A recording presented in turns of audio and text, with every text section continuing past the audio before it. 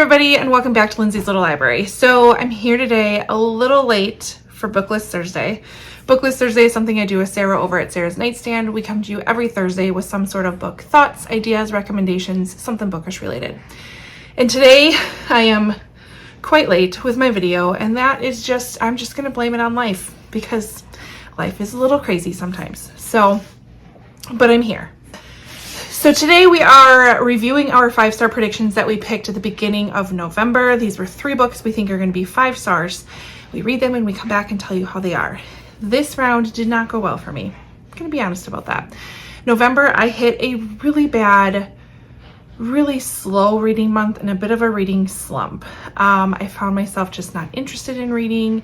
And usually when that happens, I need to just go with what does interest me from a reading perspective, whether maybe it's just not picking up a book at all or picking up a book that I guess I'm more interested in. And usually TBR type piles of books I have to stay away from because I just will find an excuse not to read. So anyways, that was my life. Then December came, and December is just December. I was still in a reading slump then. I still kind of am. I'm just kind of meh about reading at the moment. I'm hoping that changes during winter break, that I'm home and I don't have Christmas and all that fun stuff to kind of take my mind at the moment. But anyways, enough excuses. So I decided for today, I would look back on my 5-star prediction rounds that I've done this entire year and tell you my top 3.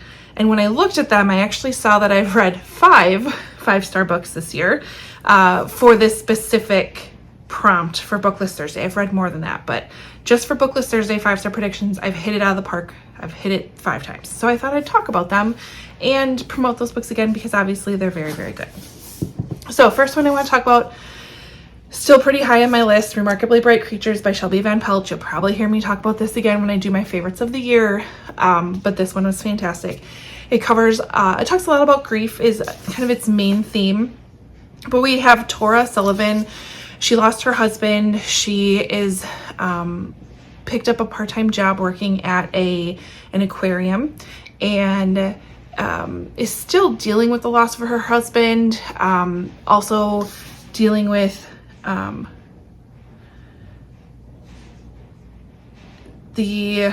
want to make sure I'm not spoiling anything. Also dealing with the mystery around what happened to her son Eric when he was 18. He vanished in a boat quite a while ago. So lots of grief here. She ends up befriending Marcellus, who is an octopus that lives at the aquarium. The great thing in what Shelby van Pelt did with this book was she gave us Marcellus's point of view. So we get chapters from him. I wish I could. Oh yeah. Oh, I went past it. Where it says like day 1352 of my captivity. And he's definitely this curmudgeon of an octopus, but you can't help but love him. So between learning about Tova and learning about Marcellus, it's such a beautiful book. And I don't think my description did it justice other than you just got to go read it. There we go. Next one I want to talk about was a reread for me. This is The Life We Bury by Alan Eskins. This is a book I don't think enough people have read. I think more people need to pick this up. It is a beautiful, beautiful story. It is a hard story, so I'm going to give you that warning. But we have our main character, and he is in college. He has a bit of a rough life with his mom, not super dependable, and he has his brother who has special needs. So he's trying to kind of survive college, pull himself up by his bootstraps, and make a better life for him. He gets an assignment where he needs to interview an older person and kind of tell their life story. Well, he doesn't really have the family and friends network that a lot of other people do, so he ends up going to this retirement home and interviewing one of the residents there. This specific resident has cancer and has actually spent the majority of his life in prison and was recently released from a medical perspective, like he's dying basically. So they form this friendship. They learn about each other's lives.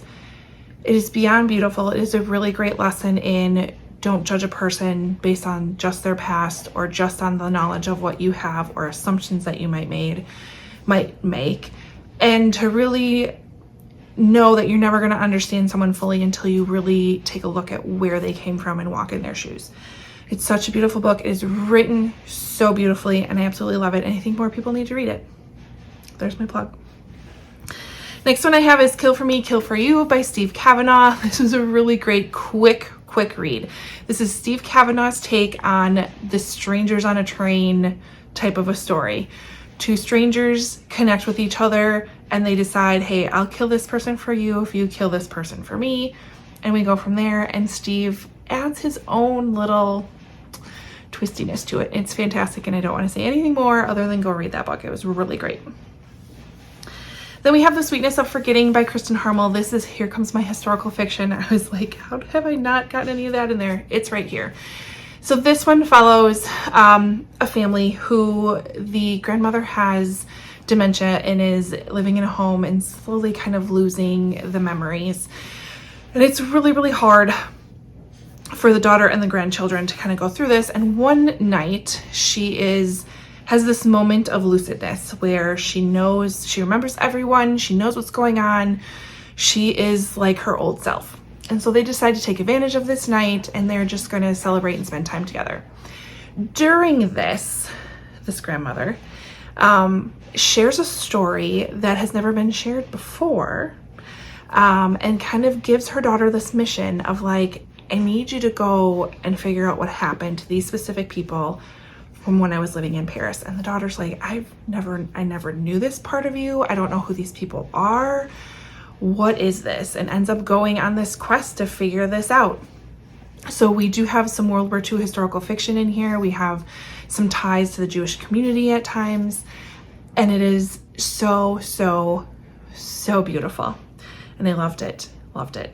So pick that one up too. And then the last one I want to talk about is a mystery thriller that totally blew me away because I thought it was written in such a unique way. This one is Ask for Andrea by Noelle Ely. This one, oh my gosh, so good. The premise is we have a serial killer on the loose and needs to be stopped, but police are kind of clueless as to what's going on. So it's up to the 3 ghosts of his victims. You hear me? The 3 ghosts of his victims to come together and put a stop to this madman. And it was so great. It was so great, and I loved it. So those are my 5-star predictions from the 5-star prediction series that I've done with Sarah. Head over to her channel and see what she has and how her 5-star prediction reading went. I'm sure she had hers up on time. Otherwise, like, follow, subscribe, and all that fun stuff, and I will see you next time. Bye.